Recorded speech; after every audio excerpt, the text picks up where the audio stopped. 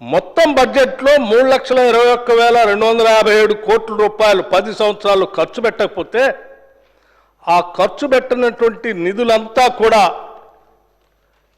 ఏ వర్గాల కోసం కేటాయించిని, ఆ కేటాయింపబడినటువంటి వర్గాలకు జరిగిన నష్టమేంటో 10 సంవత్సరాలు అనేది కూడా ఒకసారి మనం ఆలోచన చేసుకోవాలి. వాళ్ళు ఖర్చు పెట్టకపోతే రాబడలేదు కాబట్టి ఖర్చు పెట్టలేదు, రైట్.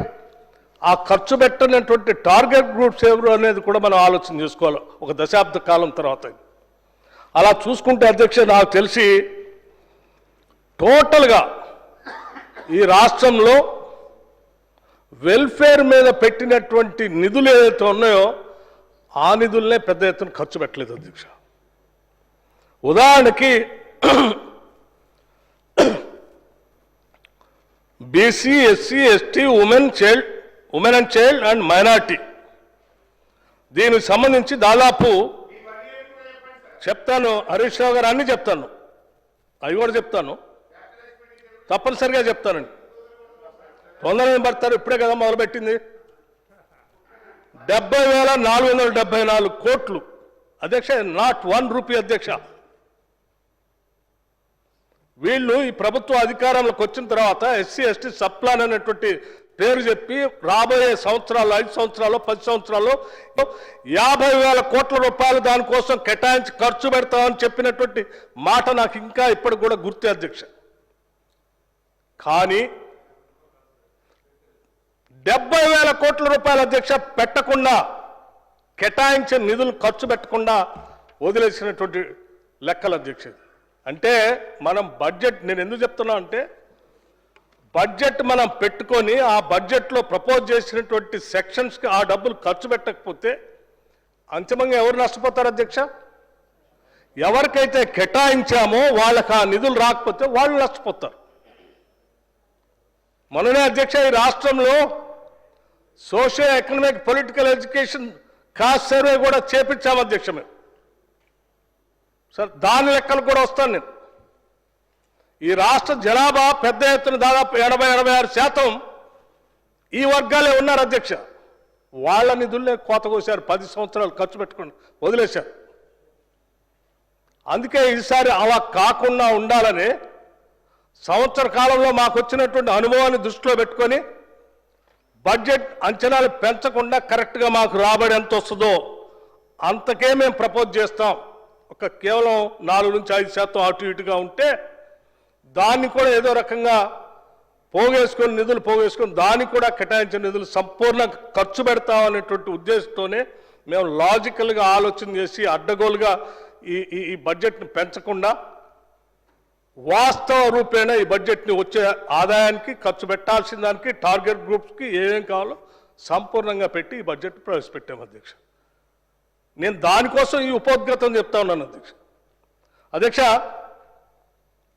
నేను ఒక్కొక్కళ్ళకి దేనికి ఎంత వారు ఈ సంవత్సరం కూడా చెప్పాలని అంటున్నారు అధ్యక్ష. నేను ఒక్కొక్క వెల్ఫేర్ శాఖకు సంబంధించి కూడా మీరు ఎంత ఖర్చు పెట్టలేదు కూడా చెప్తాను. నేను బీసీ వెల్ఫేర్కి సంబంధించి 13,320 కోట్లు అధ్యక్ష. మైనార్టీ వెల్ఫేర్కి సంబంధించి 3,542 కోట్లు అధ్యక్ష. ఎస్సీ వెల్ఫేర్కి సంబంధించి 42,034 కోట్లు, అంటే 55% ఖర్చు పెట్టలేదు అధ్యక్ష. ఇలా అన్ని శాఖలకు సంబంధించి 70,474 కోట్లు ఇలా వదిలేశారు అధ్యక్ష. ఇలా వదిలేస్తే మేము ఆలోచన చేసాము ఇలా చేయకూడదని. ఆలోచన చేసి చాలా పకడ్బందీగా పక్కాగా కార్యక్రమాలు చేయాలనేటువంటి ఆలోచనతో ఈ సంవత్సరం పెట్టినటువంటి ఖర్చులు కూడా బయటికి తీశాను అధ్యక్ష. ఈ సంవత్సరం వచ్చినటువంటి రాబడి నేను మొన్న కూడా చెప్పాను, మళ్ళొకసారి చెప్తున్నాను వారికి. ఈ సంవత్సరం వచ్చినటువంటి రాబడి అట్లాగే గతంలో ఆ 3 నెలలకు వచ్చినటువంటి రాబడిని కూడా కలుపుకొని చెప్తా ఉన్నాను నేను. స్టేట్ ఓన్ రెవెన్యూ 1,58,789 కోట్లు, సెంట్రల్ ట్యాక్సెస్ అండ్ గ్రాంట్స్ కలిపి 50,034 కోట్లు, బారోయింగ్స్ 73,269 కోట్లు, మొత్తంగా 2,82,092 కోట్లు అధ్యక్ష. వీటిలో శాలరీస్కి 80,106 కోట్లు, interest and repayments 88,564 crores, other schemes expenditure వచ్చేసి 1,32,906 కోట్లు, టోటల్గా 3,01,576 కోట్లు.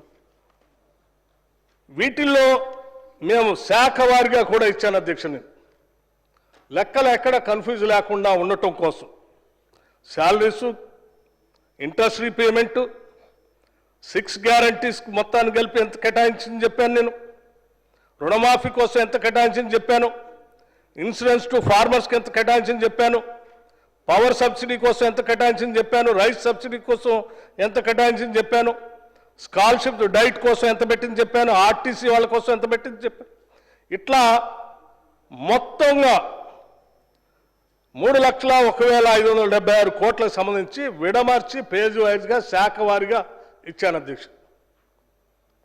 పంపిస్తాను మీకు, నేను తప్పనిసరిగా ఈ కాగితం వారికి కూడా పంపిస్తాను అధ్యక్ష. ఇలా చేసిన వాటిలో అధ్యక్ష ఇవన్నీ నేరుగా వారి వారి శాఖల అకౌంట్లో పోయే డబ్బులు అధ్యక్ష. ఉదాహరణకి శాలరీస్కి సంబంధించి 80,106 కోట్ల రూపాయలు రిలీజ్ చేస్తే నేరుగా ఎంప్లాయీస్ అకౌంట్స్లోకి వెళ్ళేటువంటి డబ్బులు అధ్యక్ష.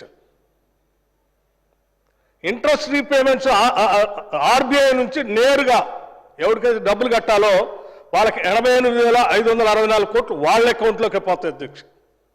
నేరుగా వాళ్ళ అకౌంట్లోకి పోతాయి ఆర్బీఐ నుంచి. 6 గ్యారంటీస్లో రైతు భరోసా సంబంధించి అందరికీ తెలుసు అధ్యక్ష, రైతుల అకౌంట్లోకి నేరుగా వెళ్ళిపోతాయి. చేయూత పథకం పెన్షన్స్ గురించి అధ్యక్ష 14,573 కోట్లు నేరుగా వారి అకౌంట్లోకి పోయే డబ్బులు అధ్యక్ష. గృహజ్యోతి జీరో బిల్లు సంబంధించి కూడా అధ్యక్ష దానికి కట్టేటువంటి 200 యూనిట్స్ సంబంధించి 1,659 కోట్ల రూపాయలు నేరుగా ఆ శాఖ అకౌంట్లో పోయే డబ్బులు అధ్యక్ష. బోనస్ టు సన్నబియ్యం ఎవరైతే ధాన్యం వచ్చి అమ్ముతా ఉన్నారో వారు లేకపోతే సన్నబియ్యం కోసం మేము కొనేటటువంటి బోనస్ ఏదైతే ఉందో నేరుగా సివిల్ సప్లైస్ శాఖ ద్వారా నేరుగా వెళ్తాయి అధ్యక్ష. మహాలక్ష్మి ఆర్టీసీకి ఇచ్చినటువంటి 3,223 కోట్లు నేరుగా ఆర్టీసీ కార్పొరేషన్కి వెళ్తాయి అధ్యక్ష.